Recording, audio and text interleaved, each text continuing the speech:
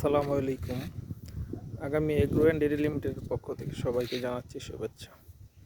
আমাদের ছাদ কৃষিতে হলুদ ড্রাগনের সমাহার, মহান আল্লাহ তাআলা প্রচুর হলুদ ড্রাগন দান করেছেন। দেখেন কত সুন্দর। লাল ড্রাগনও আছে আমার, কিন্তু পাশাপাশি প্রচুর হলুদ ড্রাগন হয়েছে।